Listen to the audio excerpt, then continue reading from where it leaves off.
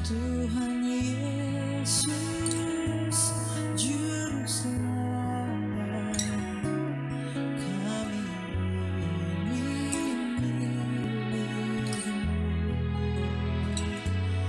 Tuhan Yesus, Juru Selamat, kami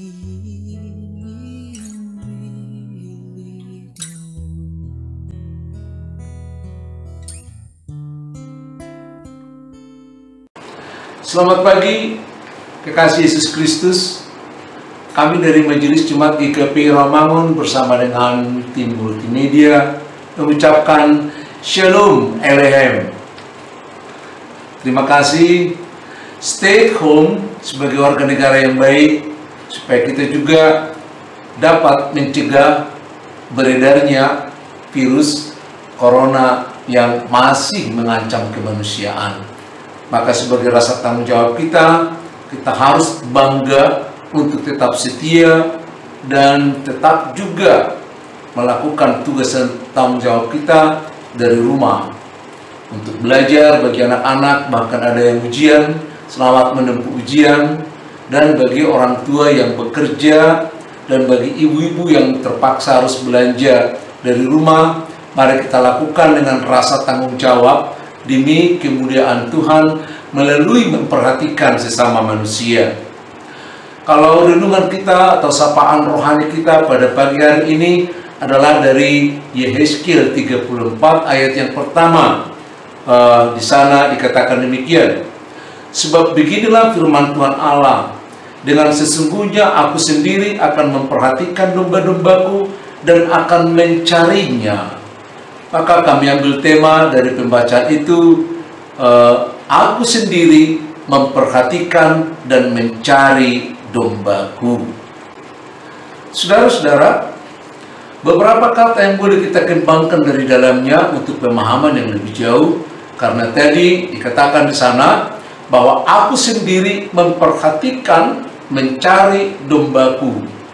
Sudah kita jelaskan di sapaan rohani sebelumnya, karena Allah sebagai pemilik umatnya dan umatnya yang memiliki Tuhan Allah Yahweh, hubungan mereka diumpamakan sebagai gembala dan domba, di mana Allah sebagai gembalanya dan domba adalah sebagai umatnya bangsa Israel.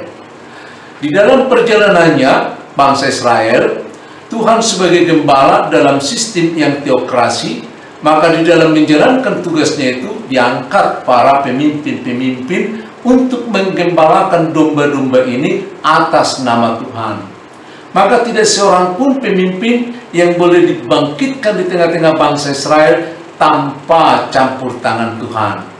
Demikian Musa diangkat sebagai pemimpin bangsa Israel membawa keluar dari tanah Mesir dan sampai di tanah Kanaan. Demikian juga pemimpin-pemimpin selanjutnya adalah atas keputusan Tuhan untuk mengurapinya sampai kepada raja-raja selanjutnya.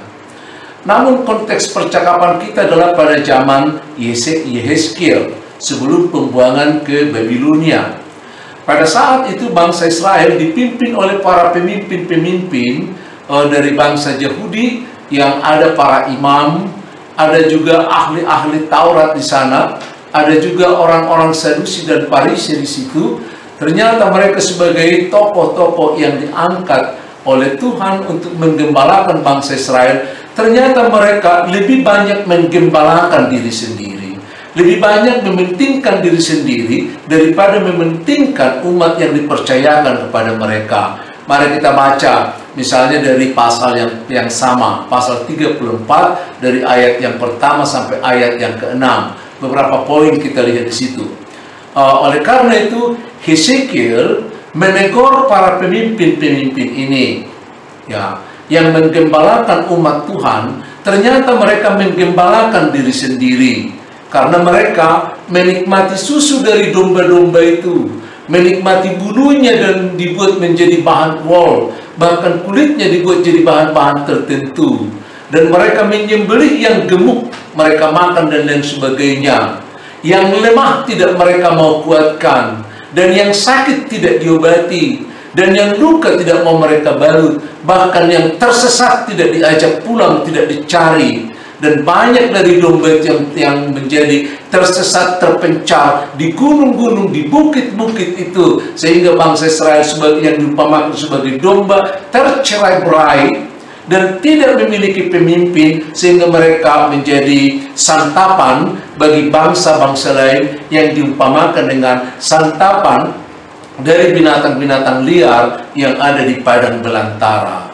Oleh karena itu mereka ditegur dengan teguran yang dikatakan tadi dari pasal 34 ayat yang ke-11 itu dikatakan, kalau pemimpin-pemimpin Israel tidak lagi memperhatikan domba-domba ini, kalau ini harus tercerai-berai, kalau domba-domba ini dilihat hanya menjadi kepentingan dan hanya untuk mereka, maka Allah mengatakan, aku sendiri akan memperhatikan bahkan mencari domba-dombaku.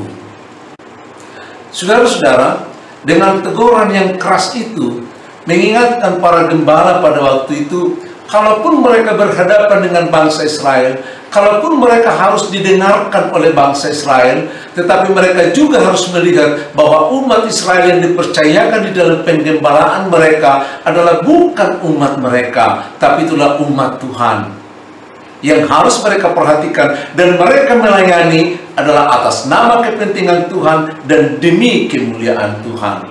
Sama dengan juga para pelayan-pelayan yang ada juga di berbagai gereja saat ini, yang harus menyadari bahwa tugas penggembalaan itu adalah ditujukan mutlak kepada warga masyarakat atau warga gereja. Bagaimana kita disebutkan tadi memperhatikan domba-domba itu. Jangan kita hanya melihat apa yang mencukupkan kita dari penggembalaan itu, tapi kita harus melihat bagaimana domba-domba yang lemah. Apakah kita menguatkannya? Bagaimana domba-domba yang sakit secara rohani? Ya, bagaimana domba yang terluka secara rohani? Ada pribadi-pribadi yang terluka dengan akar-akar pahit. Bagaimana kita mau membebaskan mereka, membalut mereka dari kepahitan-kepahitan yang menimpa kehidupannya.